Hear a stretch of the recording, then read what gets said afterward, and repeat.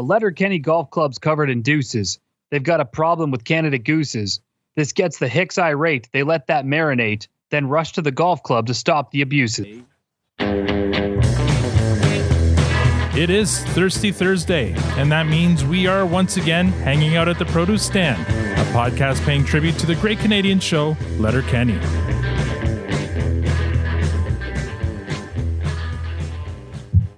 Now, I know what you're thinking. There are many other podcasts about Letterkenny out there, but this one is 100% certified Canada Goose friendly, and we suggest you let that one marinate.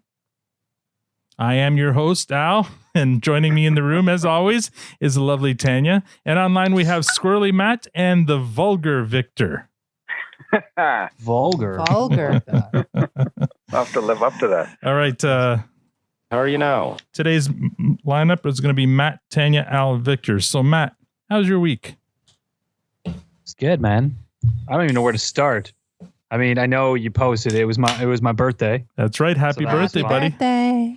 I'm opening up it was as soft as they came, so that was fun. But so that was fine. Did my floors. That was fun. Hardwood, of course. And sorry, hardwood, of course. No, I covered the hardwood up.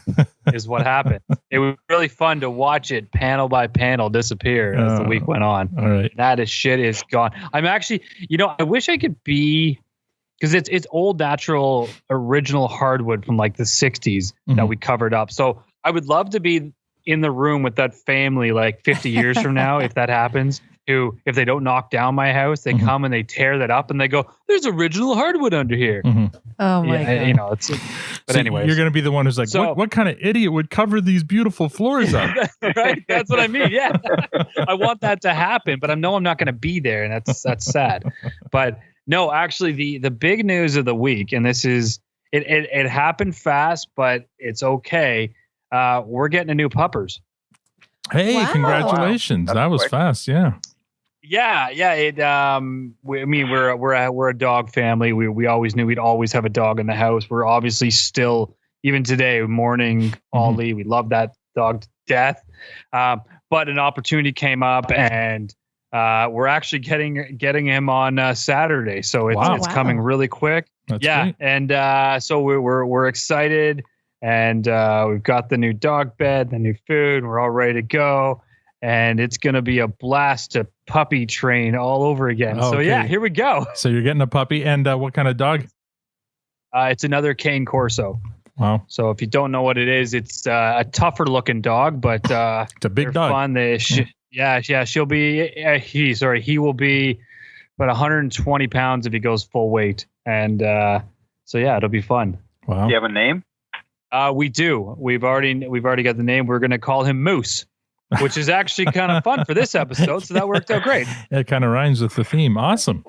Well, congratulations, and looking forward to seeing pictures of Moose when he arrives. You said this weekend? Yeah, this Saturday. Awesome. I believe that was Mark Messier's nickname. Moose. That's right. Yeah.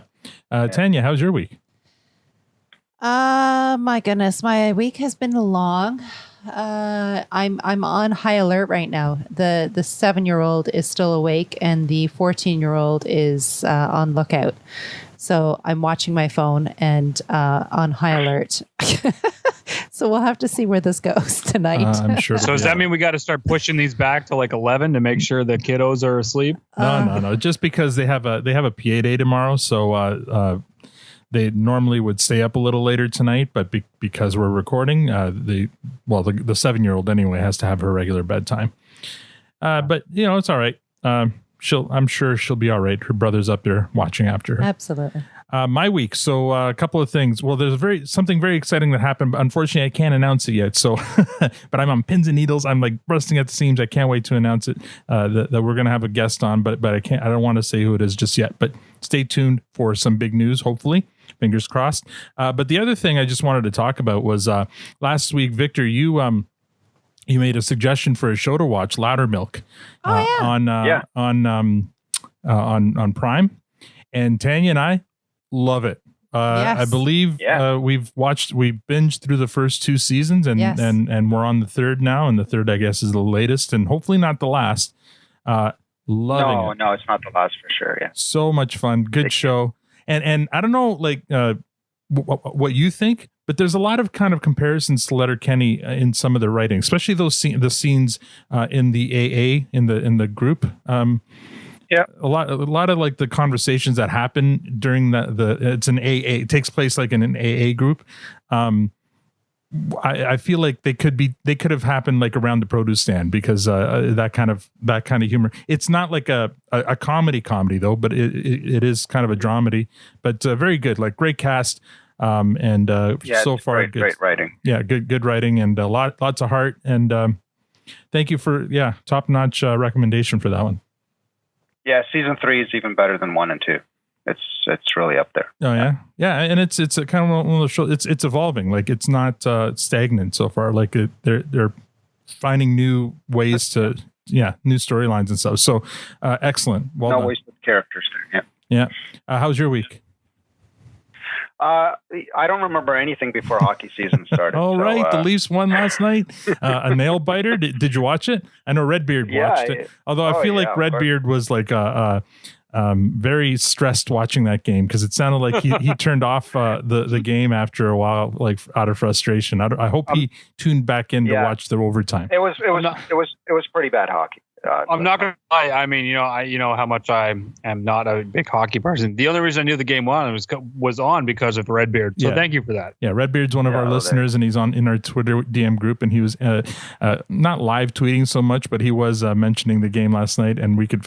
And you know what? I didn't watch 1 second of the game, but I was living vicariously through his updates. So so they won yesterday, but just barely, like in overtime. Did your Yeah, I watched the whole thing, and it was just bad hockey all around. I mean, these guys didn't play any preseason games or anything like that. So this was literally the first game in 10 months or whatever, how much time passed, and it was pretty bad. And Anderson, the Leafs goalie, he was pretty atrocious, but they ended up winning the game in overtime. So, I was going to say, as bad as he was, he let in 1 goal fewer than Price. Exactly. It was a win in OT. Riley scored, and it was good times all around. Yeah, and hopefully it gets better from here. I saw the goal. And my other good. Yeah, and my other favorite team, they played tonight and they lost in overtime, the Devils. So what are you going to do? What's going on with their goalie, Schneider? Schneider was let go. Okay. He's gone. They've got a rookie named. Well, he's not a rookie anymore this year. He was a rookie last year. Mackenzie Blackwood, and he is unbelievable. And he's going to be one of the stars in the league. So, all right. Well, we'll keep. I'm very happy with him. I was going to say we'll keep an eye on the New Jersey Devils, but we probably won't. So we'll get updates from you every once in a while. That's probably the most hockey talk you'll get for a while there, Matt. So no worries. All right. Sorry about that. Matt was about to fall asleep. Catching up on my pepperette here. All right. You're making me hungry. Moving on. We'd like to thank our latest patrons. We got 2 new patrons on Patreon.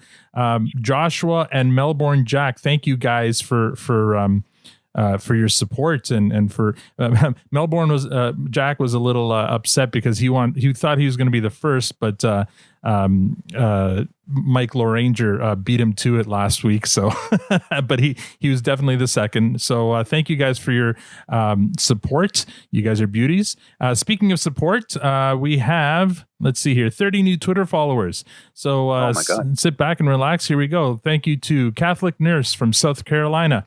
Think Funny Podcast. Scotty Phillips from Halifax. Gil Gomez from San Antonio, Texas. Aaron Campbell. Mike Hinrichs. Dave. Chris. At Sir Jason Vaguely from Kentucky. Andrew Hudak from Lake Station, Indiana. Brad Ross. Andrew Masters. Jugs from Goose Creek, South Carolina. Alan Bassman, Brony Clementine, Amy Ginty from Cumbria. I think that's in the UK.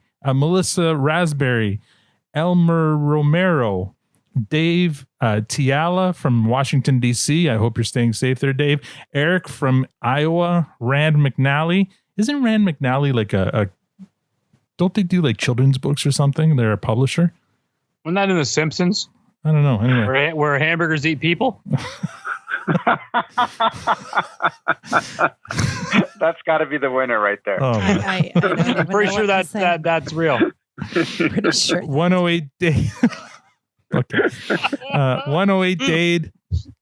Donald Trump's dong. Oh my! I'm thrilled to be following Donald Trump's dong because he's allowed to tweet, but Donald Trump is no longer allowed to tweet. Gabby Bloom, Don, Amy from California, Sandra from Manitoba, Robin H from Nova Scotia, and Beth K. Thank you all for following and hopefully eventually becoming listeners. All right, here we go. Well, don't bore us. Get to the chorus. Last week, we recapped and reviewed episode 2 of... recapped and reviewed episode 1 of season 4. Where am I here? I've lost my way. There we go. Never work a day in your life. That episode got a fresh... Start over? No, we won't start over. That episode got a fresh rating from Victor, Matt, and myself, but fell just short of a unicorn thanks to a clearance Come rating on from now. 10. So can we just say... Uh-huh. So Veronica and I have unicorn onesies. That was our Christmas present, and we have unicorn sleepovers and cupcake parties and stuff. So I wore my unicorn onesie for our friend that I disappointed terribly. Melbourne Jack, yes. Yes. And I'm very, very sorry once again, but hopefully that photo that was sent made you smile. She won't let me share it with anyone else, but I got to share it on the Twitter DM group. So it's front page news down under. Yeah. I had questions when I saw the unicorn.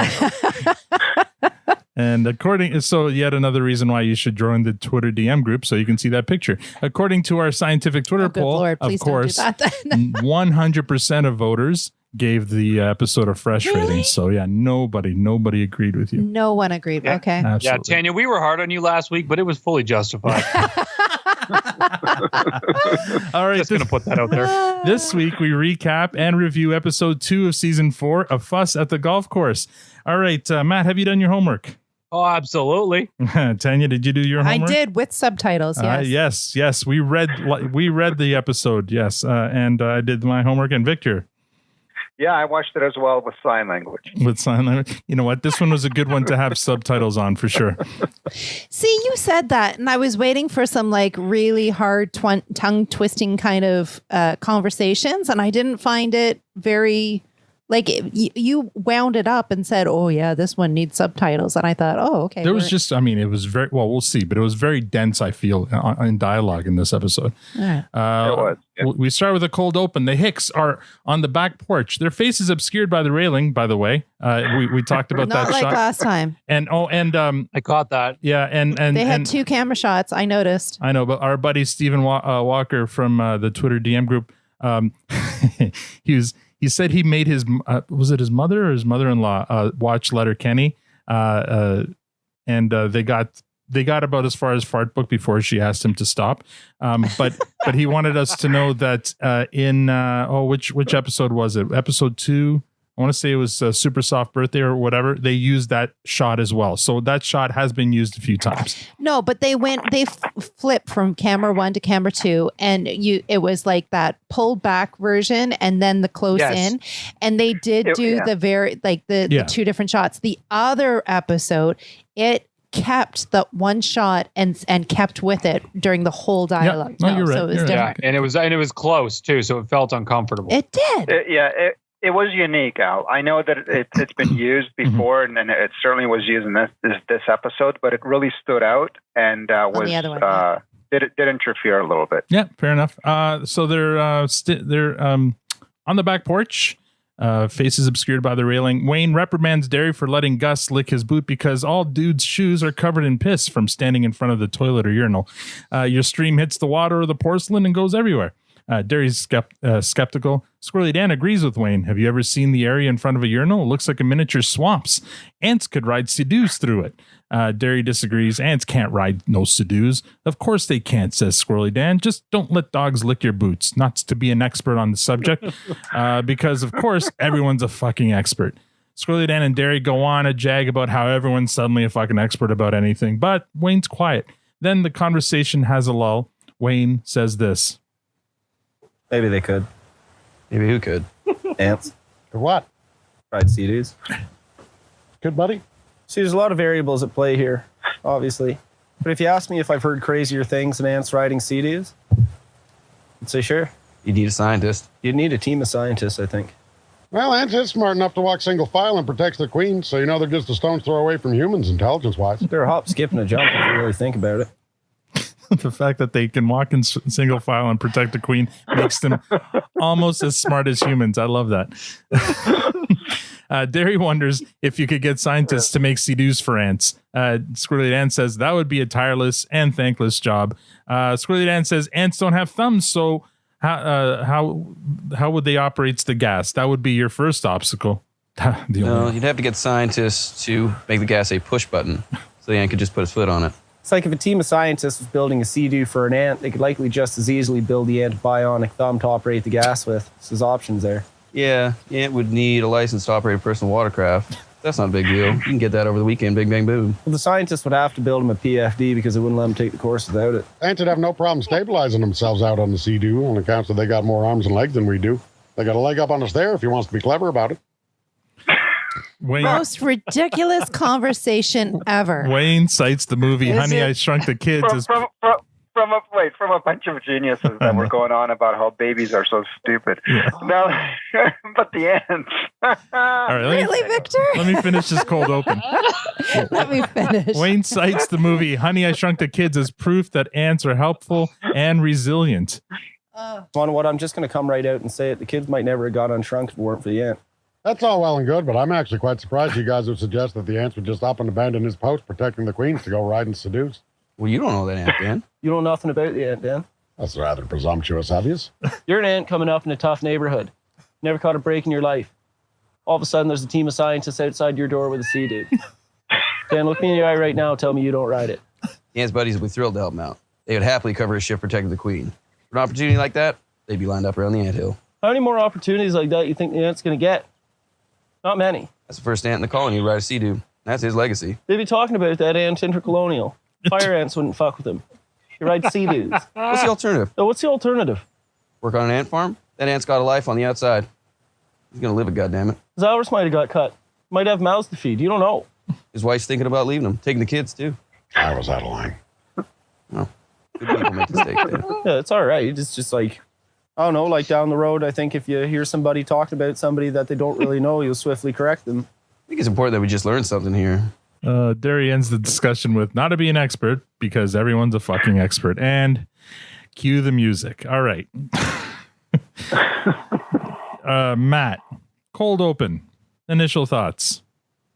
There is so much going on here. Like, okay, I want to back up to the beginning. So I actually listened. I watched and listened to this twice. Mm-hmm. And I'll tell you why. The first reason was the very beginning of it when they talk about all guys' shoes have pisses on them. Mm-hmm. That flipped my universe upside down for a minute there. Like that was, I mean, call it stupid. That is so insightful. And I got lost in that thought for a minute, just thinking about all the urinals I've been to over my life. And I'm like, shit, that's disgusting because it's fucking correct. Yeah. So I got one of the reasons I don't use urinals, but anyway, fair enough. And so I got lost, and I actually, when it was all done, because I picked up halfway through, I was laughing. I'm like, I got to start over. So I restarted the episode over so I could do it again, and it's brilliant. Like, yes, Tanya, it's ridiculous. It's But ridiculous. it's so fun and so smart, and they just take it and they roll with it and they go and they dig deeper and deeper and deeper into this ridiculousness, and I fucking love it. Yeah. He's there for it. Tanya, what did you think? Oh my God. Really? Really?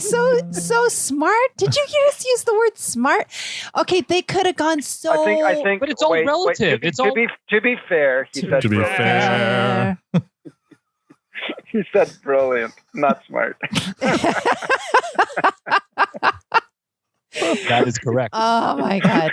Okay. I think they've either been choring too long out in the sun and they had too much to drink to have that kind of conversation, or they've been tinkering with the skids and getting into some funny narcotics to have a conversation about ants on sea-doos, for goodness sake, people. Yeah. Like, no. Yeah. You're right. You never had a conversation about nothing with your friends? Yeah. We've had conversations about nothing, but there's still something, not Well, then ants. that's something, not nothing. It could have, okay, that conversation could have gone in such an awesome direction. I don't think ants on sea-doos was it.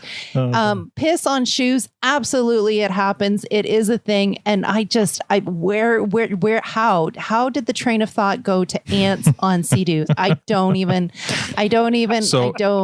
understand. It's funny because I think this past week, Jared Kiesel was interviewed by some publication, and somebody asked him something to the effect of, how do you come up with some of the ideas for your show, like for writing?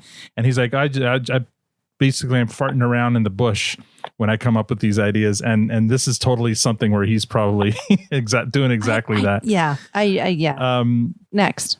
All this scene was missing was them passing around the joint. Really? Like absolutely. That's the kind of conversation that needs to happen. I hearken back to that 70s show, those scenes that if you guys watch that 70s show, the scenes in the basement where the camera would go the circle before the hockey circle. I loved Happy Easter's on its way. Oh man, those scenes were awesome. I loved those scenes in that 70s show, and I think this is kind of, I don't know if they're paying homage to those scenes, but they could have easily been paying homage to those scenes. Victor, what did you think? Yeah, a big difference between those scenes and this show is they were stoned, so they had good reasons for doing it. And two is they were short and sweet. This went on forever. It did go a little long. You're right. So for me, it was a bit of a shaky start, to be honest, because there was definitely some gems in there, but for the most part, it was quite ridiculous. And I don't know that it was getting smarter and deeper as they were going along. It was getting more ridiculous as it was going along. Yeah. But not to the point where I'm kind of rolling my eyes. It's still kind of, you're still enjoying it, but then you are checking your clock and thinking, okay, this is going on a little too long, and this is still the cold open. Yeah. So I hope these guys smarten up. I agree. It went a little long for sure. Yeah. Oh, Matt doesn't agree at all. Well, wow. So I'll say, so maybe it's just me. There's scenes and things, yes, that go long, and this one did go long. But what it did for me was I started laughing, and then I went along with it for a bit, and my laughter started to fade out to a point of like, hey, this is going. But then when I realized it's all on purpose, maybe it's a mental glitch, the laughter picks up again. It's almost like it's like a wave. And then I get back into like, they are still going. They're still talking about fucking ants on Sea-Doos. Sea-Doos. Still talking. So I end up laughing even harder on that second wave. I love it. I thought it was so good. I love it when they start trying to apply human logic to it. It's like, oh, of course they're going to have PDFs, and they're going to need to get their license, and but you can get that in easily. Yeah, just yeah, and then you've got the wife, and it just becomes too stupid, and it's just you just roll with the punches. It's fine, but yeah, there's definitely two waves in there. Unfortunately, they're not necessarily positive waves. They're just waves. All right, here we go. I'm just shaking my head back and forth, people. Just shaking my head.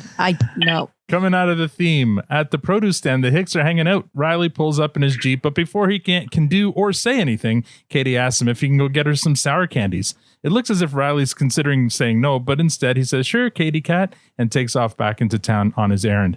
Squirrely Dan comments on how Katie has Riley well trained. Just then up pulls McMurray and Mrs. McMurray. McMurray's so riled up, he skips through all the pleasantries to get right to the purpose of his visit. You guys heard what the hockey coach is up to at the golf course? Fuck golf. Fucking ankle sock wearing Sally's, that's all I know.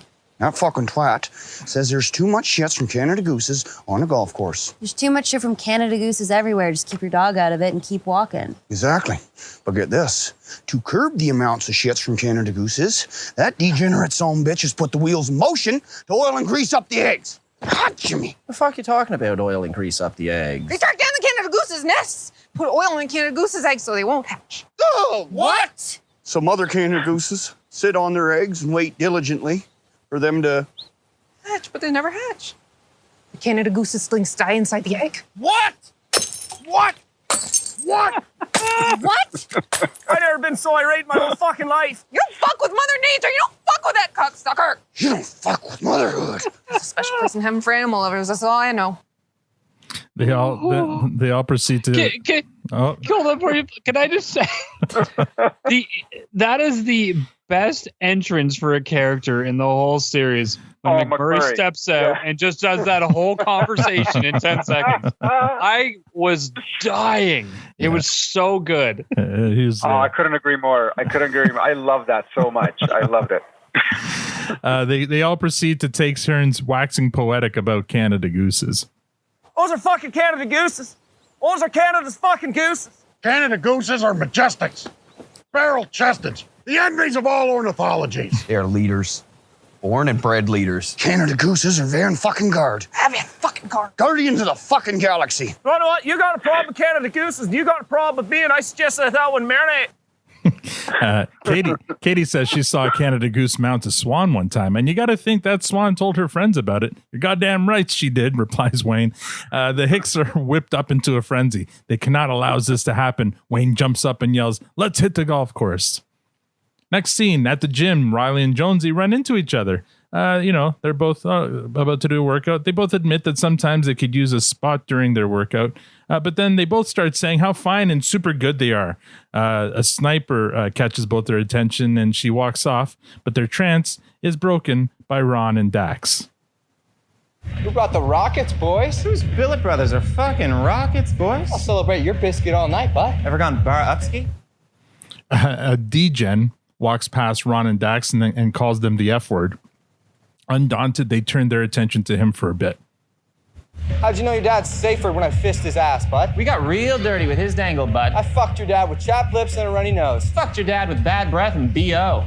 When they're done berating the D-Gen, they return their catcalling to Riley and Jonesy. Jonesy asks Riley if he'd like to play some Chell. This is short for NHL, EA Sports. Riley says he should really get back to Katie, but not before complaining to Jonesy about how she makes him do stuff for him all the time, for her all the time. Ron and Dax volunteer to play some Chell with Jonesy. Ron says he'll cover Dax's point any day while holding his finger suggestively. Riley and Jonesy look at Ron and Dax enviously and simultaneously say, "Must be nice." So they're a little envious of Dax and Ron's relationship. Next scene, at the golf course, Coach tees off to applause from the gallery.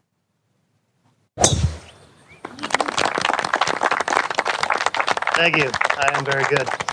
So, ladies and gentlemen of the Letterkenny Grey Granite Copper Creek Whistle Ridge Golf and Country Club, goose droppings will no longer be impeding our play on this lovely course. Thank you. Thank you. Now let's hit the links. Before I move on, Coach's little line there, I am very good. It's kind of funny because if you ever see Mark Forward's stand-up comedy, it's something he often says when he first comes on stage and the crowd's applauding him. He says, thank you, I am very good. So it's just a little page out of his own stand-up. The coach's presentation is interrupted by Wayne and the rest of the Hicks. Someone around here got a problem with Canada Gooses taking Canada Deuces? Must be nice. When I was coming up, we'd be lucky to even have oils for our tractors. Now you got so much of it, you want to pour it on eggs? Must be fucking nice. Wherever everybody's got a problem these days, is straight dumping oil on it. We gotta leave this world behind. Well, you know what? You got a problem with Canada Gooses. You got a problem with me, and I suggest you let that one marinate. Leave the egg painting to the Easter Bunny, you pile of shit! McMurray breaks his bottle on his own head and comments on Coach's attire. Your wardrobe color scheme looks like a bipolar spell. Then Mrs. McMurray comments on his ankle socks and takes it up one step further, asking Coach how his wife lets him walk out of the house dressed like that. Coach informs her that his wife died 3 years ago. Mrs. McMurray is undaunted by this news. She doubles down. Yeah, well, one look at you. It's clear she's in a better place now, you fucking asshole. So harsh. Mrs. McMurray is so just raunchy. Coach defends himself by saying the oiling of the goose eggs was approved by the board. In addition, there's a new bylaw against bringing glass bottles on the golf course, so all the Hicks are going to get fined. Fine my balls, you fucking dandy. Fine them. And suck them while you're at it, you chooch. I will do neither of those things, good sir. There's a special place in heaven for animal lovers, that's what I always say. Yes, and those animals will now have a special place in heaven as well, along with my wife, Barbara. So let's hit the links. Fucking embarrassing. As he's walking away, somebody in the gallery holds up a paddle, but instead of the paddle saying "quiet, please," it says "embarrassing." Did you notice that? Yeah. The Hicks get to work on getting the Canada Gooses off the golf course. McMurray and Mrs. McMurray get to work on getting ankle socks off the golf course. McMurray applies eye black and says, "Let's do this." Next scene, Pastor Glenn arrives at the dollar store parking lot, stoop in hand, ready to do some street preaching. The Skids also arrive with their cardboard ready to do some breakdancing. Jonesy stands between the two factions, alone and bored. Glenn offers Jonesy an exciting opportunity to be his altar man. Glenn says, "The Lordeth could useth some helpeth in his fight against the heathenesses."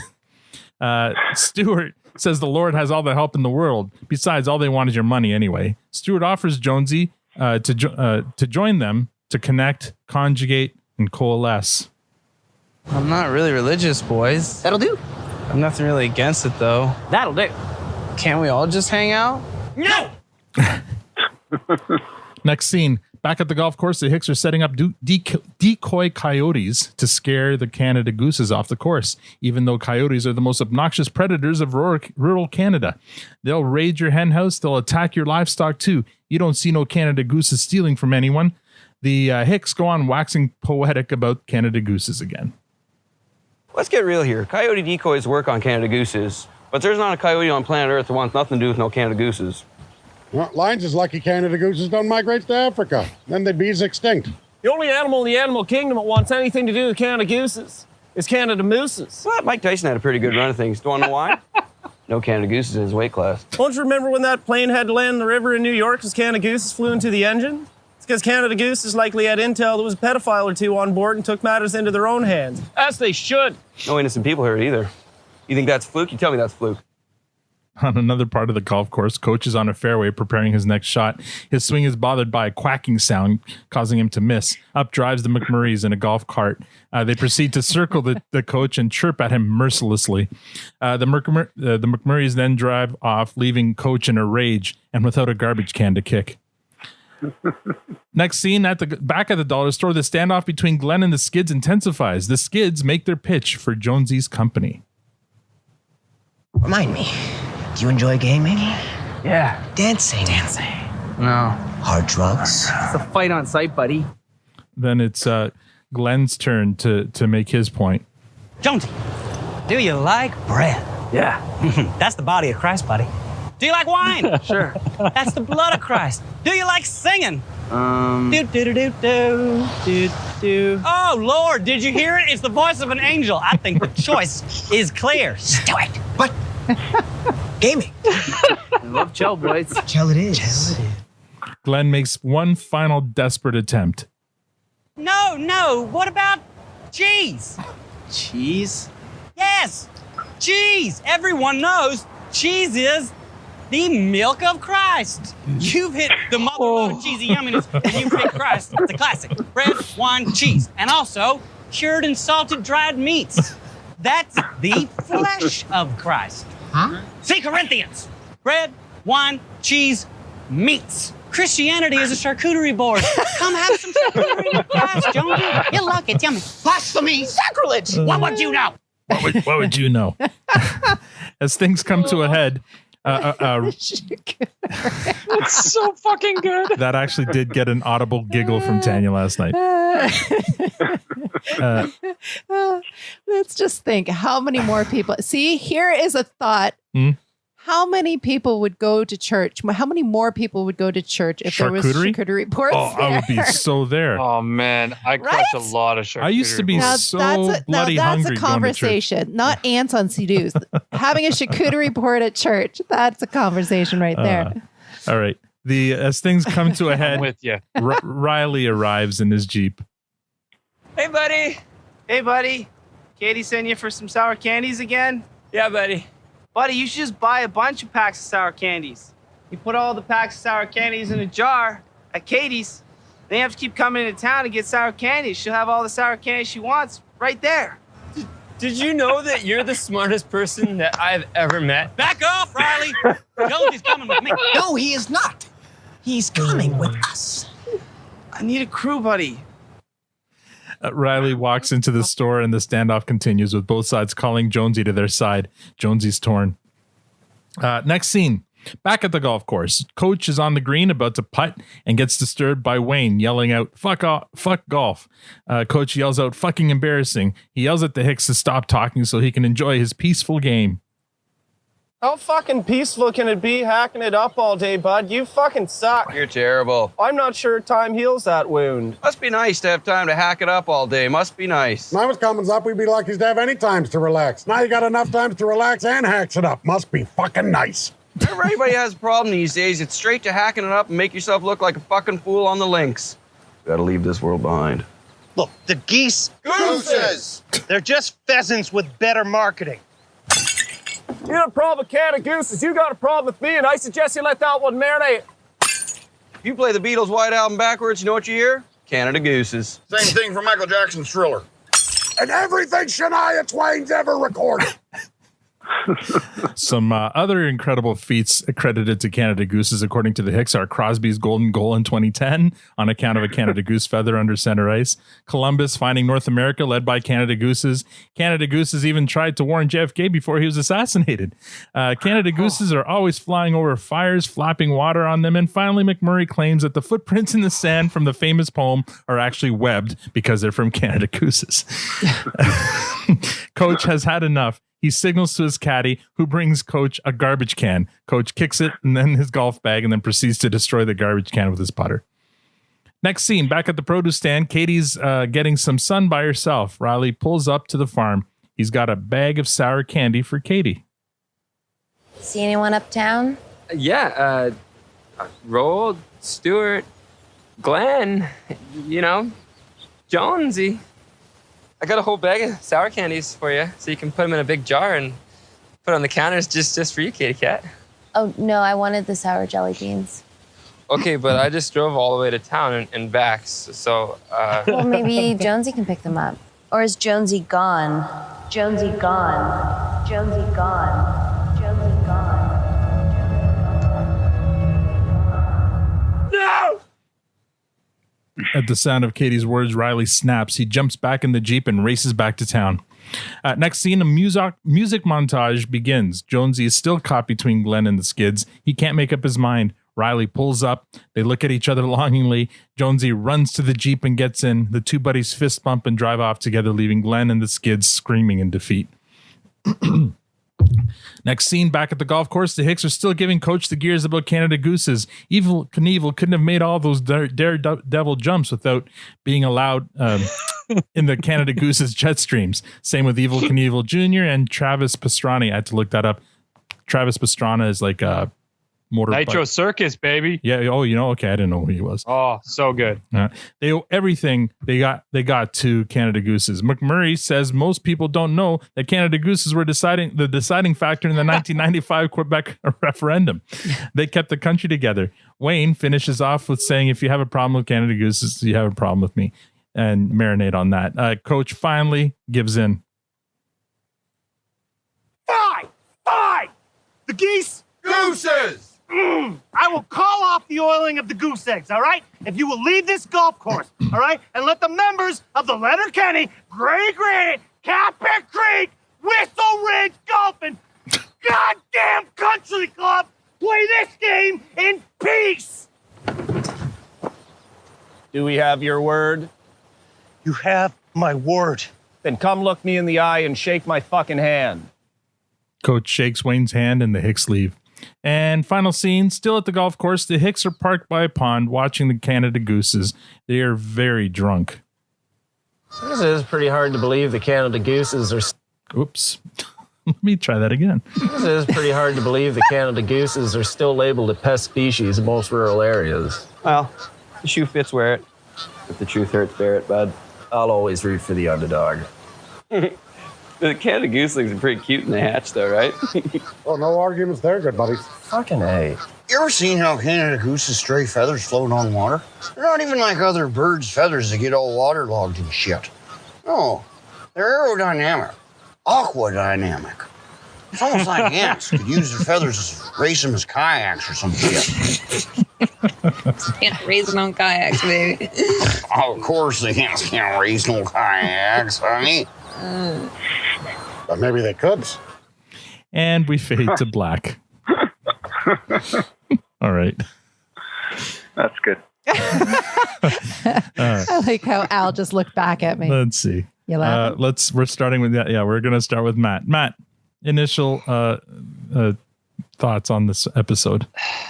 I loved it. Like, I just fucking loved it. This one was so good. And I know you guys, and I knew the intro was gonna. Let me put it this way. I knew that the intro was gonna trip Victor and Tanya up. It's okay. It didn't trip me up. It didn't trip me up. I knew exactly. Let me rephrase. I knew you weren't going to be as excited as I was. The end conversation didn't go over my head. Oh no, that did not go over. There's just okay. There were so many good things in this episode, from the intro conversation to almost all the characters being involved in such smart ways in their own entities. I thought all the storylines made sense. I just loved it. Like, there was an onslaught of references throughout the whole thing that just made me fall in love with this episode. Like the endless parade of like things that they were saying about the Canada Gooses, making up shit. Like even the thing around the Hudson Bay crash and the pedophile on board. Like, I thought it was so clever and so out there, and you couldn't help but laugh. I watched this one with Jen. She doesn't always sit like, she's seen them all before, but even I looked over and she was just cracking up the whole episode. It's just a never ending onslaught of laughter, and I'm so thankful for this one. Tanya? Okay, so cold open aside, there was a lot of good parts. There was a lot of funny. The charcuterie board made me laugh. And you know what? The cold open at the end, that is what the joke was. It tied it back into the beginning and actually then made it funny. The beginning was not funny. It went on too far, but at the very end and the whole, they were pissed drunk. They honestly had that kind of conversation of, the feather on the water and an ant being on board. Yeah, okay, I found that comical then after that point. But anyways, loved the McMurrays going around in the golf cart. I was getting absolutely sick to my stomach watching them going around and around in circles. That was a fun scene. Yeah. Fun scene. Absolutely.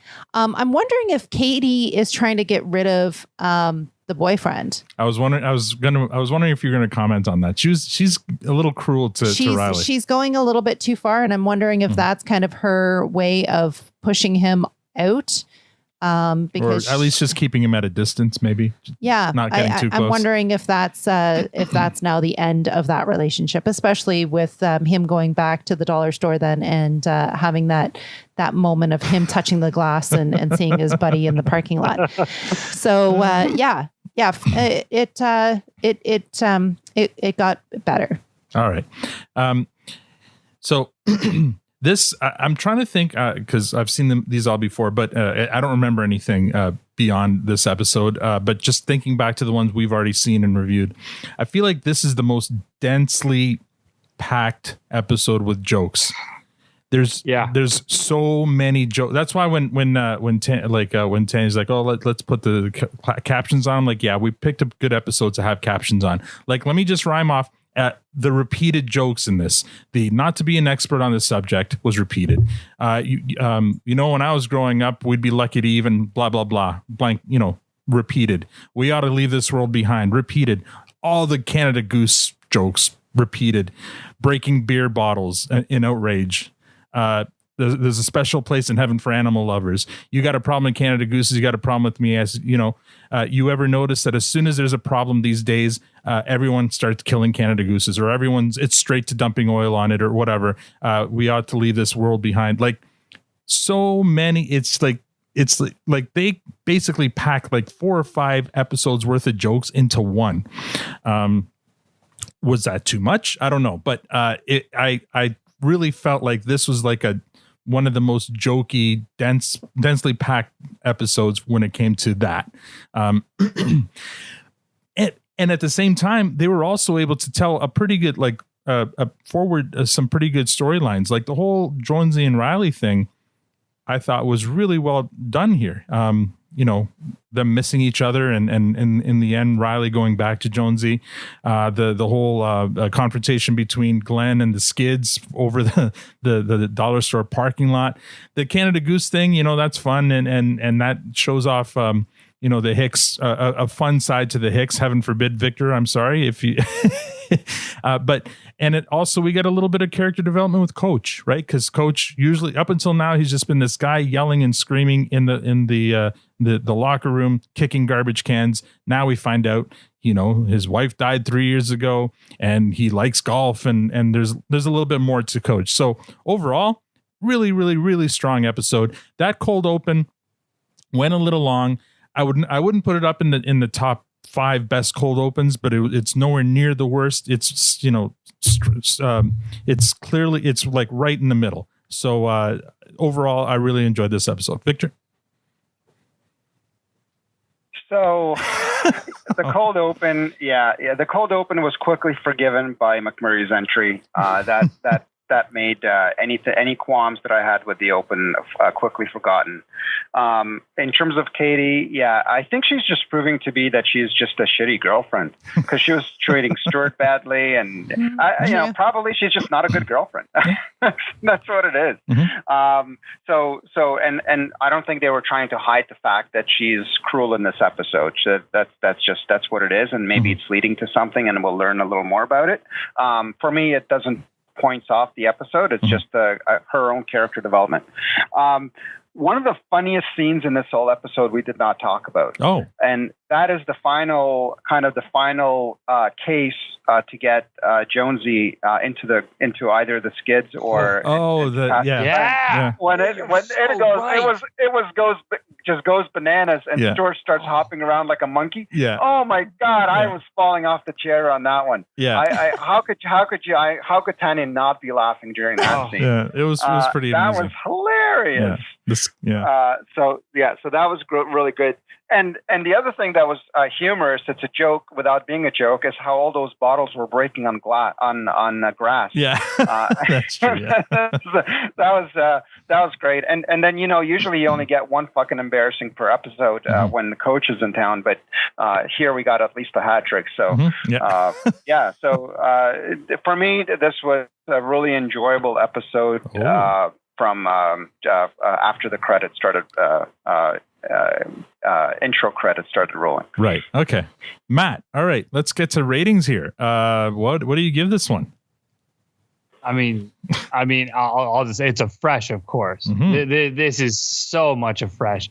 There's so and Victor, I'm so glad you brought that up because I had forgotten about that temporarily because that was I could not stop laughing. The harder they started like goofing off there to get Jonesy to coax him to one side or the other, the harder I laughed, and it kept going and it kept going, and I couldn't control myself. It was it was so well done.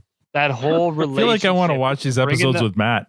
Bringing those two. Oh yeah, I'm the guy you can hear laughing from anywhere in the house.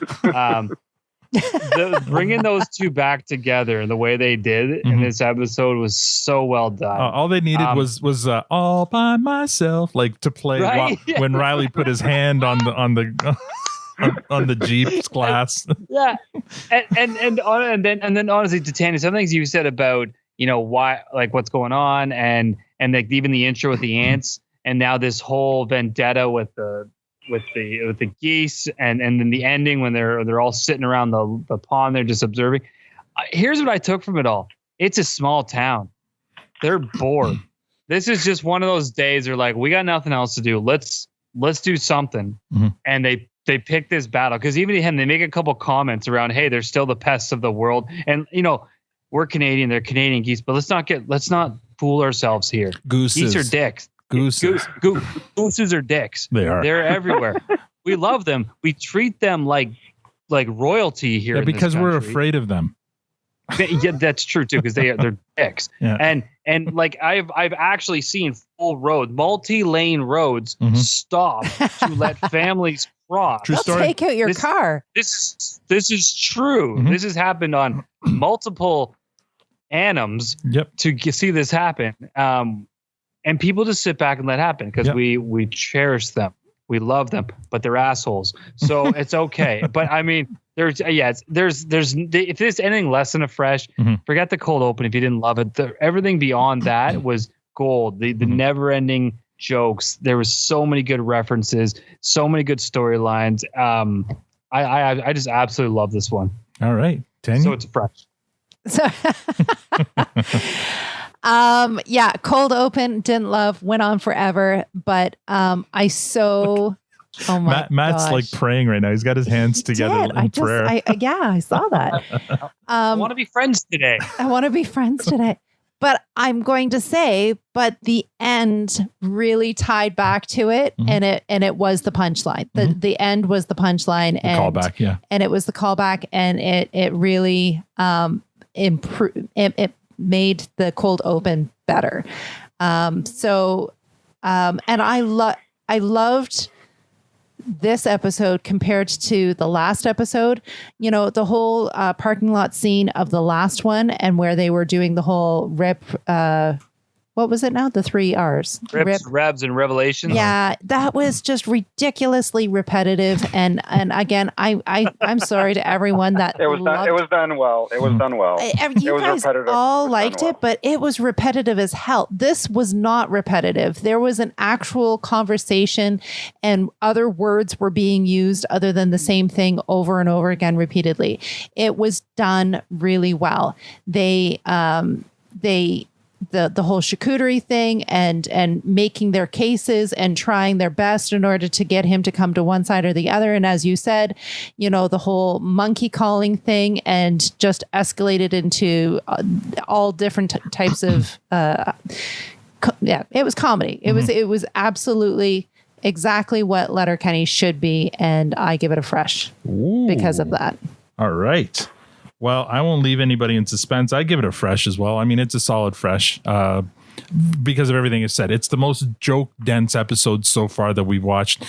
But with all those jokes in there, I really feel like it forwarded the storylines for a few of the characters. The Riley and Jonesy's storyline, the Riley and Katie storyline. We learn more about Coach and the confrontation between Pastor Glenn and the Hicks or the Skids. I mean, I think it was a really enjoyable episode, and obviously this is also a signature Letterkenny episode, one that many people bring up all the time. There's nothing offensive. No, it was great. And it was just Katie was offensive. But she was offensive in a Katie way. We're seeing a part of her character in the way she's treating Riley. So it is what it is, right? But the McMurrays were like friggin'. They were just everything was just. They were on fire. They were great. Yeah. And I even like how they used Coach so well in this episode. They took him out of the locker room. They threw the hockey coach into a golf setting, but they still had the trash can. Yeah, and they brought the trash can. It just worked so well. Oh yeah, another joke. The silence paddle saying embarrassing. There were so many jokes in this. It's crazy how much. Anyway, if I didn't say it already, it's a fresh. So Victor, down to you, buddy. Yeah, it's an easy fresh. Oh. It's an easy fresh. Yeah. Oh my god. Oh my god. I got to use my sound.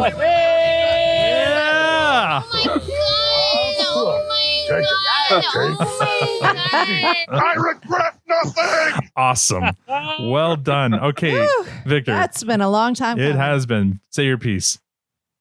Yeah, it's an easy fresh, and you're right. It is very dense, and Matt said it's a clever writing, and I don't know that it's so much clever writing as a kind of solving a puzzle. Like I compare this episode to getting one of those puzzle cubes. It comes in like 6 different pieces, and you can only put them together in one way to make a cube again. This is kind of that episode where there's so much going on. It took a lot of cleverness to really assemble it and edit it in a way that it was done for it to work. You know, I don't think it was like over the top clever in terms of the way they were, you know, the things they were discussing or anything like that. I don't think there was anything tremendously deep here, but yeah, and kind of the fact that it was so much going on and it was still easy to watch and enjoy and understand, not like the Halloween episode where you're not sure what the heck's going on. You're speaking for yourself there. Go on. You know, I like those backhanded compliments, but yeah, I just really enjoyed it, and you know, 2 for 2. I mean, that's exciting. Yeah. To start. Yeah. Awesome. All right, let's get to top fives. Matt, does this break your top 5? It does. Oh, all right. It has to. I laughed so fucking hard. So, do you need me to remind you?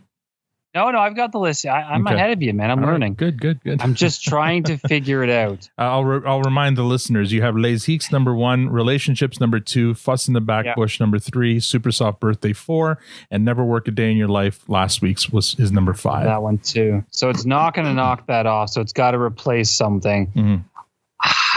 It pains me, but I'm gonna knock off the list a Fuss in the Back Bush. And I'm going to insert this there. So this is going to be number 3. And instead of knocking Never Work a Day, you want to knock out a Fuss in the Back Bush? Yes.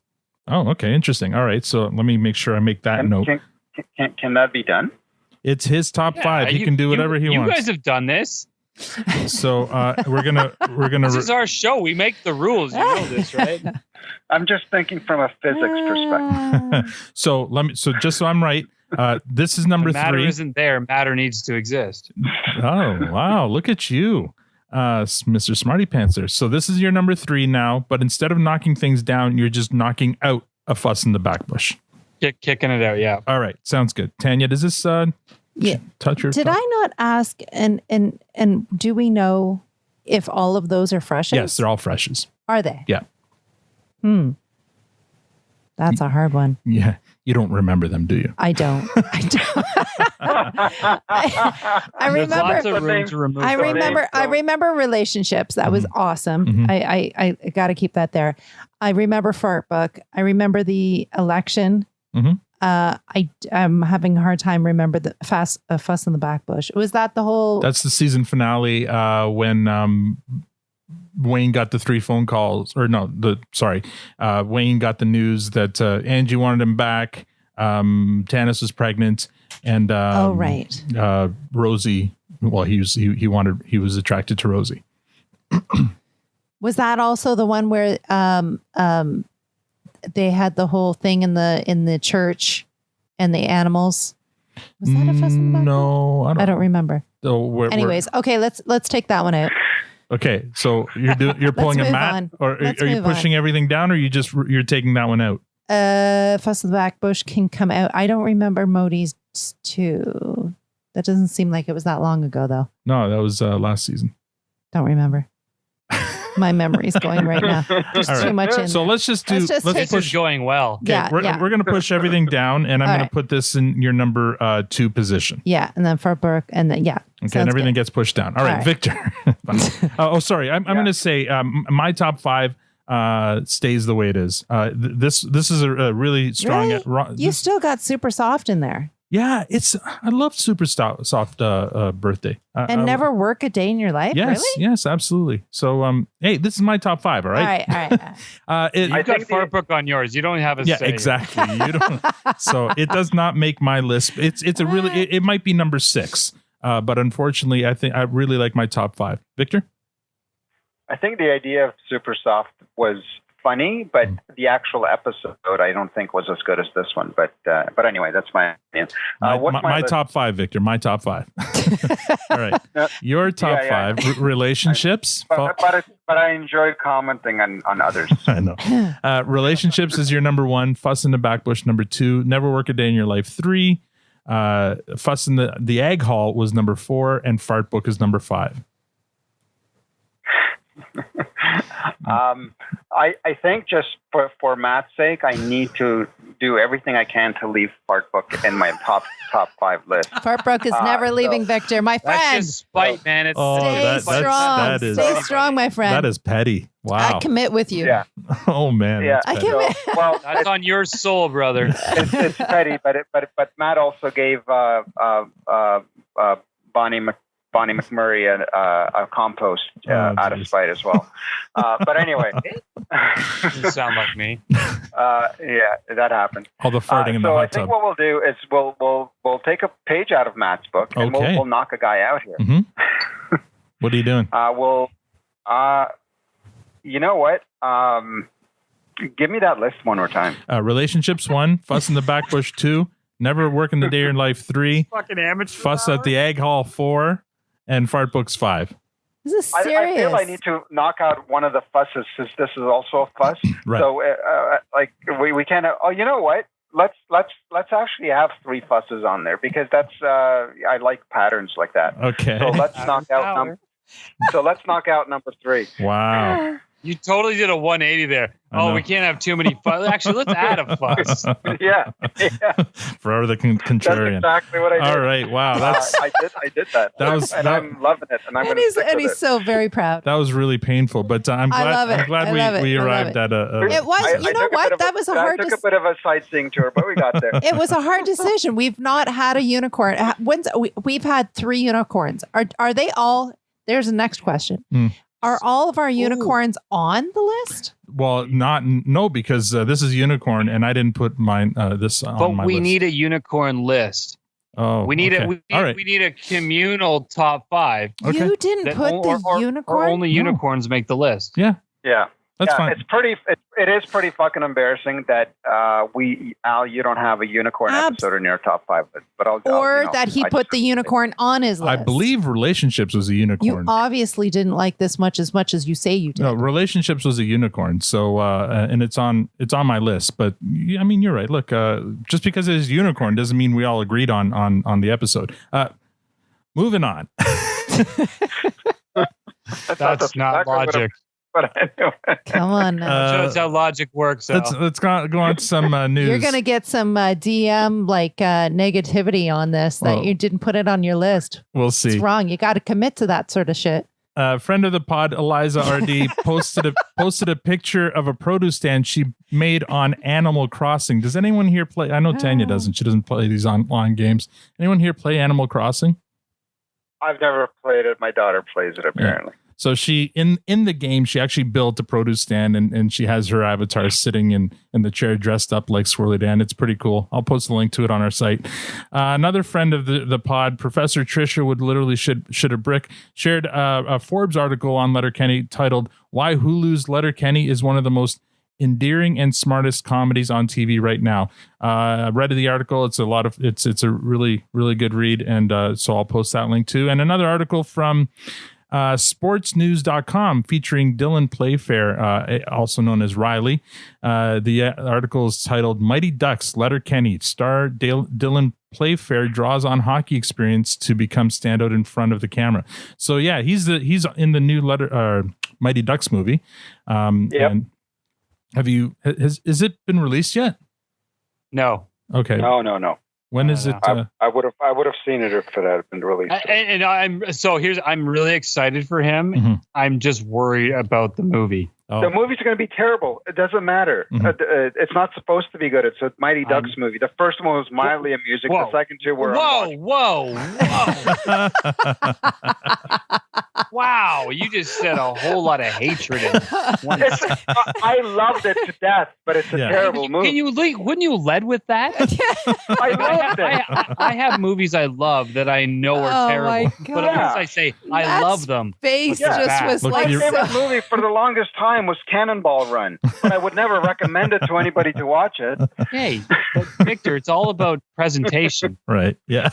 Yes. He's got to learn. I mean, the original Mighty Ducks movie was it's iconic. It may not be a good movie, but it's an iconic movie enough so that they named a hockey team after them. So That's right. and Yeah. No, I'm excited for Dylan Playfair in this one. It's cool. I'm interested to see what they do with this remake. It probably won't be anything amazing, but if it is awesome, I think it should be fine. I mean, Emilio Estevez is back for it too, right? So I mean, it's got promise. Yeah, it's got promise. So they brought him back. All right. Yeah. I have an open mind. I think Emilio is supposed to replace Riley because they start out with Riley as the coach, and then Emilio comes back and boots him out. But, but we'll see. That's my guess. Sure, but we'll see. What now, I mean, so Dylan Playfair's father, we've established is the assistant or associate head coach in I think in Edmonton. He's a well-known NHL coach, and Larry Playfair. Yeah. I don't think it's Larry. But anyway, I thought it was Larry. All right. So it's an interesting article because they do talk about his his dad and his dad talking about how his son wanted to be an actor early on and just all the stuff like going up playing hockey and it's an interesting. Yeah. So it's funny we say that. So when Al, I know we don't have our news yet. It is Larry Playfair. But is it? Yeah, well, so when I meant, so my father's been listening to some of these episodes. I still don't think he's actually watched an episode of Letterkenny. Okay, but he's still doing his research. So I had mentioned we'd had oh my God, Patrick on the show, and then we may be getting someone else at some point. And his instant answer was, "Oh, I recently learned that one of the actors' father." Jim Playfair and Uncle Larry Playfair were in the NHL. Uncle. And he goes, when are you having them on? Oh my gosh. Well, I think at least Jim Playfair is a little busy right now since the NHL season started. I don't know if Larry Playfair is coaching, but yes, it's Jim. I thought it was Jim, not Larry. Anyway. All right. So I got the wrong brother. Last piece of news here. We charted in Great Britain. That's right. Huzzah. We got up as far as number 56 in after shows in Great Britain. So thank you, cheerio, for all our British listeners. Some of the most iconic locomotives come from Great Britain. like the Class 37 and the Class 45 are two of my favorites. Anyway, please as continue. good as it gets, folks. Yeah. Still waiting to chart in Georgia. Victor, you're not bringing your Georgian representation. No. We're not talking enough about the Georgian treats like churchella and hachapuri, but maybe we'll do that. There you go. Now that you just said that. Yeah, now I can put hashtag Hashtag. Yeah, how do you spell hachapuri? How many it does very, very, very carefully. All right. Before we wrap this very up. Carefully as not to offend anybody. Matt, do you have any final comments?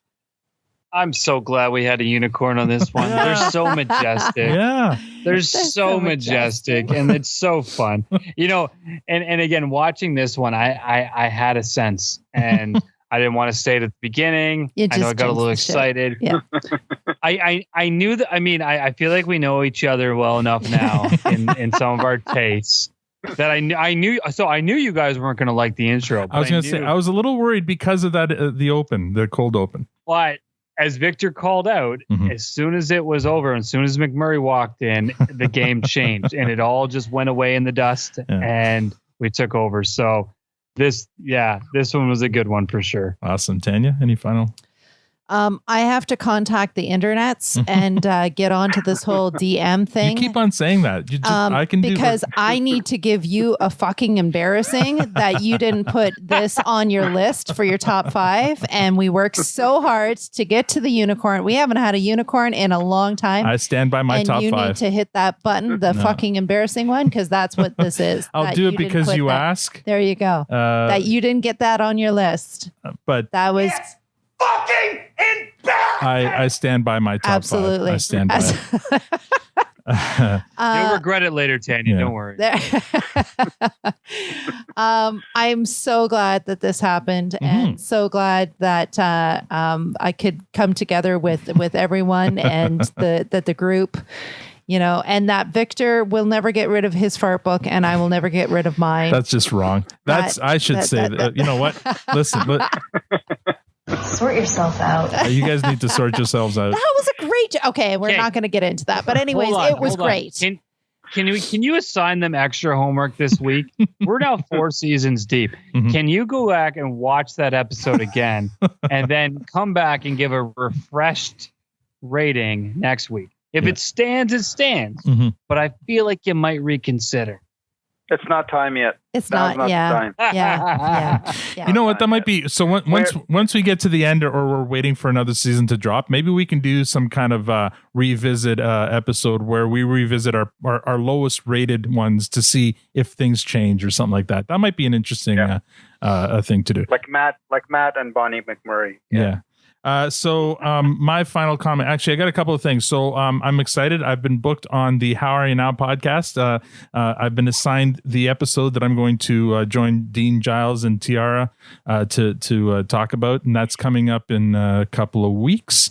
And also, I forgot to mention this before. This episode here, we learned a little bit more about the coach character played by Mark Forward. Last night, or the last couple of nights, I watched his comedy special on Crave. Let me tell you, I'd only seen like snippets here and there of his comedy. It's something. It's really good and really super creative and funny, and I highly recommend it. Unfortunately, I feel like it's only on Crave. I mentioned it in the Twitter DM, and some of our US friends looked for it and couldn't find it anywhere. So I'm not sure where they would be able to watch it. But if you have Crave or you're in Canada, I really recommend checking it out. It's really funny. He's funny. What's the name of the show? So it's a special. So Mark Forward, and I think the special is called Mark Forward Wins All the Awards or something like that. It's on Crave TV. I can send you the link if you want. It's all right. It's an hour long, and I recommend it. And then like that might send you off looking at some of his earlier stuff too. He's really funny. So there you go. Good episode. I'm happy for the unicorn. Victor, what do you say? Yeah, I mean, last week we hit the goalpost, and this time, we scored. So, really perfect, just poetry for the start of the hockey season this week. Very, very, very poetic, and lots of symmetry there, and stuff like that. So, I think the momentum is strong, and I can't wait for the next episode. What else is there to say? Oh, awesome. All right. So I'm going to play us off here with a song from this episode. This song's called What Would Wolves Do? It's by a band called Les Savvy Fave or Fav. That was horrible. Okay, you do better. Here we go.